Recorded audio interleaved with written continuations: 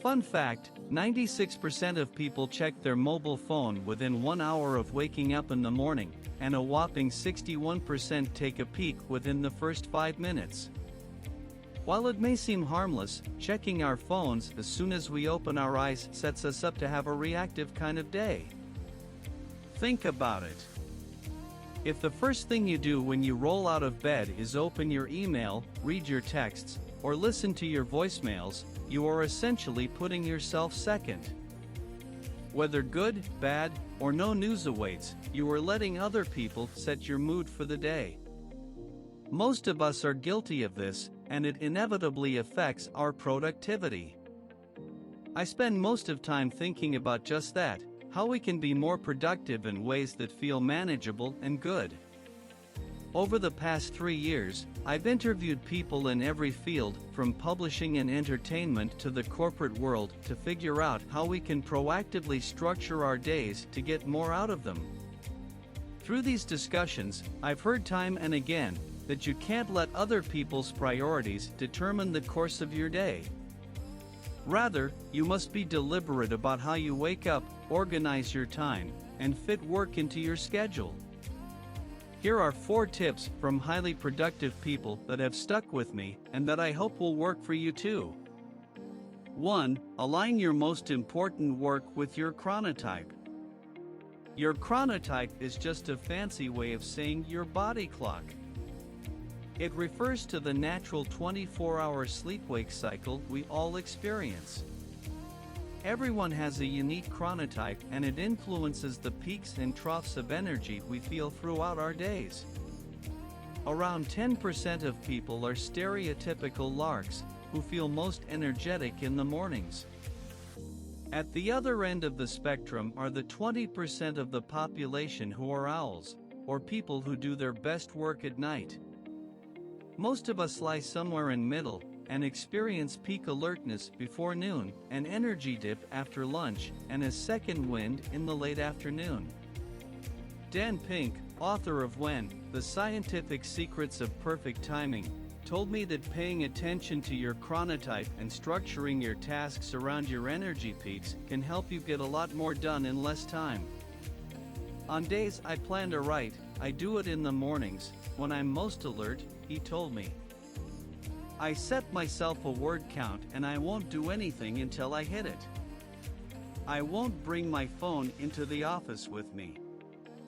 I will not open up my email. Once I've hit my goal, I'm free to do other things.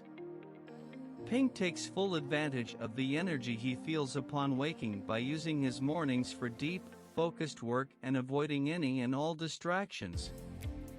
When he has an energy dip in the mid-afternoon, he tends to stick with easier tasks. I'll spend that time answering emails, filing, and scanning things, he said. Then, when I get my second wind, and come out of the trough around 3 or 4 o'clock, I do tasks that don't require me to be locked down and vigilant, like interviews. During this time, I feel more mentally loose, creative, and open to ideas. As a result of sticking to this schedule, When was the only book Pink submitted to his publishers on time. Pro tip: to plan your workday better, start the process of restructuring your day by assessing your chronotype here. Align the work that requires your most intense brain power with your energy peaks. 2. Plan your day the night before. A productive day doesn't just happen. It requires planning. When we write down what we intend to do and when and where we intend to do it, we are far more likely to achieve our goals. Google's executive productivity advisor, Laura Mae Martin, told me that she plans her day the night before. To start with, she writes down her top 3 priorities on the daily plan template she created. Underneath the first priority, it says, "Until this first task is finished, everything else is a distraction. So that's my one thing I need to get done." She then uses the same template to plan her day at a micro level, hour by hour. Even just writing down that I plan to work out between 7 a.m. to 8 a.m. makes me more likely to do that. Martin's process also includes what she refers to as snack-sized to-dos, which are tasks she can do in between meetings as they only require a few minutes, like making a phone call or replying to emails. Pro tip: take control of your day with some meticulous planning. Try Martin's daily plan template for 1 week.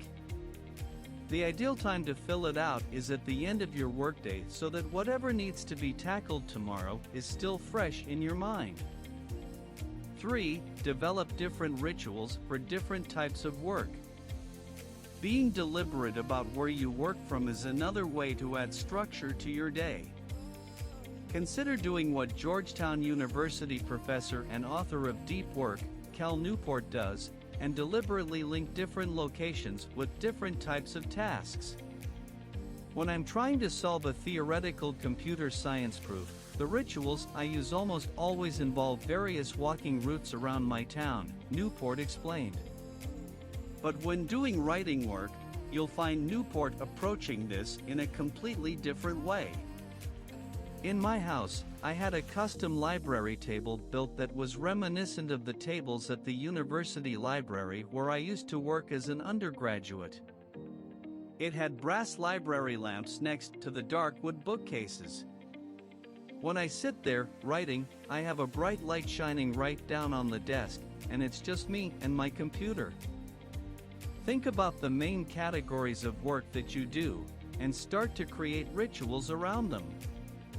The rituals might involve your physical location or the time of day you complete a certain task.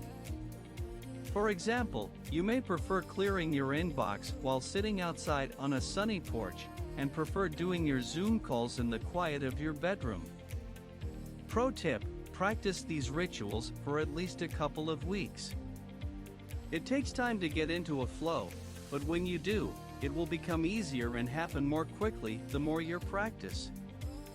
Your brain will begin to associate cues like your physical environment and the time of day with certain types of work. 4. Avoid being 100% booked.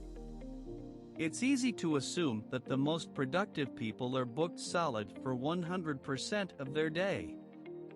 However, most of the people I've spoken to have said quite the opposite. Darren Murph, the head of remote work at GitLab, the world's largest all-remote company, told me that being booked to 100% of the time is a huge risk. If you have your entire day blocked with meetings, it leaves no room whatsoever for real life to happen. If your child stubs their toe, for example, and you need to address that even for 8 minutes of your day, it can have a catastrophic negative impact on your mental health and on the schedules of other people, Murph said. When you have no free time on your calendar, you leave little room for yourself to have serendipitous conversations or moments of creativity and inspiration. Pro tip: a fully blocked day can give you a false sense of productivity. If your calendar looks full, deliberately schedule time to do nothing. You can use this time as a buffer time for things that run over or unexpected tasks that crop up during the day.